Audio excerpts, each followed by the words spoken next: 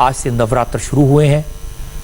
प्रधानमंत्री मोदी ने खुद पूरे 9 दिन का व्रत रखा है, वो हमेशा रखते हैं। इन 9 दिन में वो सिर्फ नींबू पानी पीते हैं, लेकिन उनकी एनर्जी में, काम करने की रफ्तार में कोई कमी नहीं आती। ये तो हमारी किस्मत अच्छी है कि इतनी बड़े संकट में, इतनी भयानक स्थिति में हमारे देश की लीडरशिप नरेंद्र मोदी के हाथ में है।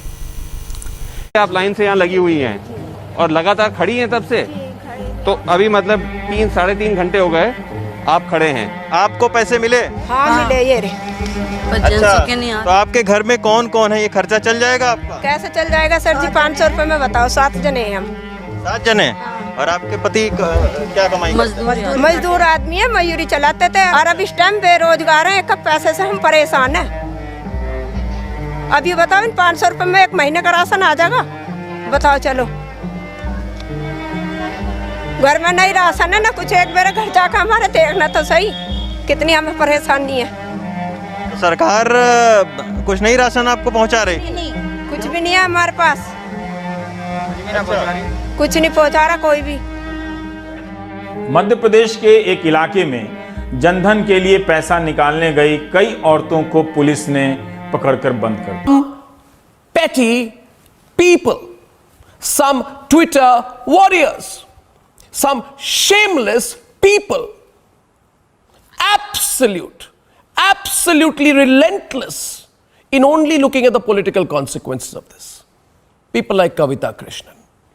And there is an American citizen who unfortunately is allowed to lead a news organization in India. His only purpose, this shameless American citizen's only purpose, is to somehow find fault so that he can go and back and tell his American investors, look here, I made things difficult for India. Yes, viewers, are there people who are making things difficult for India? Yes. Are there Mir Jafars? Yes.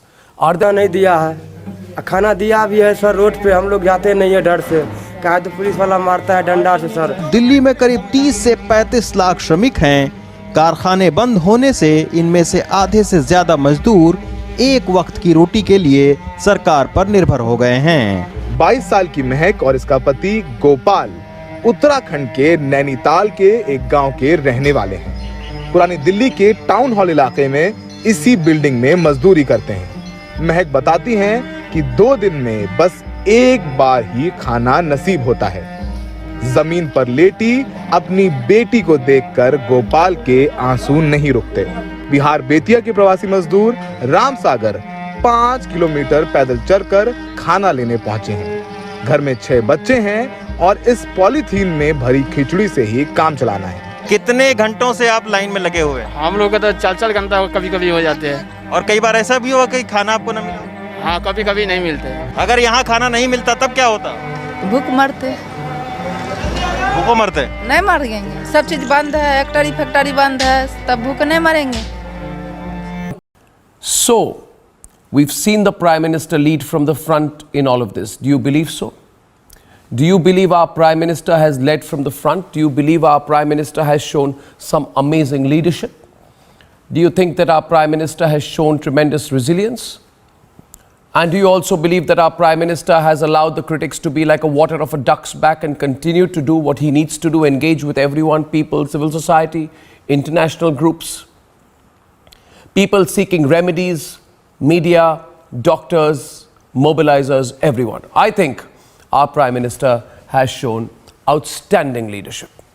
And I hate the thought that the opportunists, however, have been unable to bear this. For them, this is a time to do petty corona politics, which is why my hashtag this afternoon is no corona politics.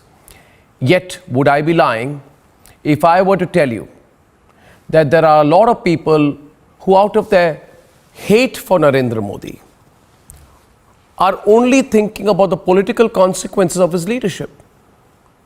They are not looking at the socio-economic consequences of his leadership. That it is his leadership and our ability to follow. कल को उत्तर प्रदेश सरकार ने अपने नियमित press conference में बताया कि प्रशासन धार्मिक या स्वैच्छिक संगठनों के जरिए अब तक 11,86,000 से कुछ अधिक फूड पैकेट्स बांटे गए हैं अब अगर इसे औसत के रूप में देखें तो दिन में 62,000 पैकेट्स भी नहीं होते हैं। अगर तालाबंदी लंबे समय तक जारी रहती है तो किसी भी सरकार को लोगों के भोजन की व्यवस्था को पहले से कहीं ज्यादा दुरुस्त करने की जरूरत है।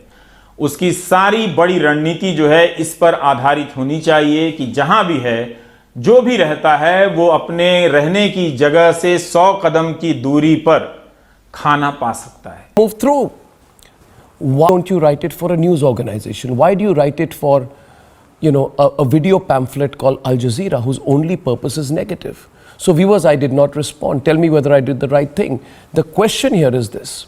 There will be people who will use a pandemic to bolster a political cause. Let's be wary of them. There will be political parties which will try to make their agenda anti-Modi propaganda, not national collective courage at a time like this. There will be people who will say, well, can we use this occasion to make some of our vote banks a little happier?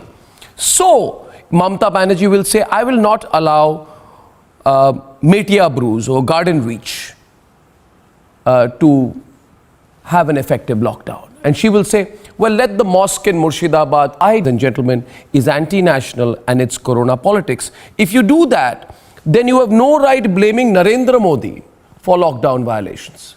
You have absolutely no right. मैं आपको अपना अनुभव बताता हूं। कुछ लोगों ने कहा कि नोएडा में कुछ ऐसे गांव हैं जहां पर लोगों को खाना नहीं मिल रहा। मैंने ये बात स्वामी रामदेव को बताई। उन्होंने 2000 राशन के पैकेट बनाकर, बड़े बड़े बॉक्स बनाकर भेज दिए। लेकिन मैं ऐसे लोगों को ढूंढ रहा हूं जिसे उसकी जरूरत हो। अभी तक नोएडा में ऐसा कोई गांव नहीं मिला जहां इसकी जरूरत है। क्या सरकार ने अब तक किसी को भूखा मरने दिया है? क्या अब तक सरकार ने लोगों के घरों तक राशन नहीं पहुंचाया?